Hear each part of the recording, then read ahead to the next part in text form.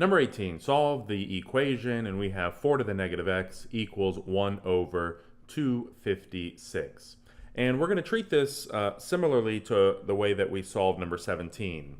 And what we can first see is that we have a negative exponent here, don't we? This is 4 to the negative x. We don't want to work with negative exponents, and so what we could do is make this negative x positive. And to do that, we know we can simply move this 4 to the negative x from the numerator to the denominator, and that will give us 1 over 4 to the now positive x equals 1 over 256.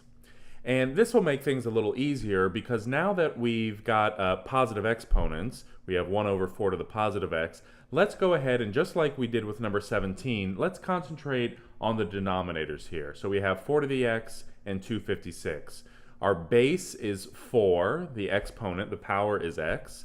The base is 256, the power, the exponent is 1. So let's come down here and take 4 and 256, and let's ask ourselves, well, which number is larger, 256 or 4?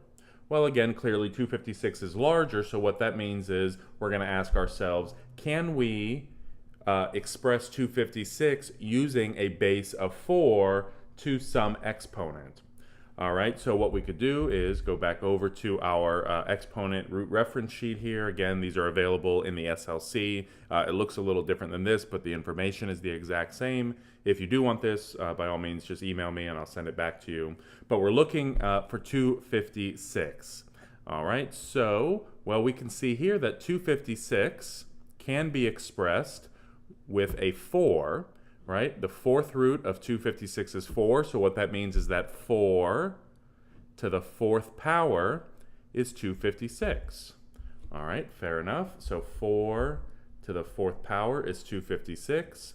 And now that we know that, we can come back here to our fraction, our equation here, and instead of using 256, we're going to say 4 to the fourth to the first, right?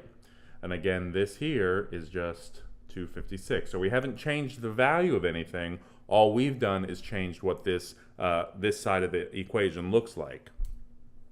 All right, well, we know that with an exponent, a power to a power, all we have to do is multiply. And so this becomes 1 over 4 to the x, we didn't do anything here, equals 1 over, and our base again is 4, but what is 4 times 1? This is a power to a power, so we're multiplying.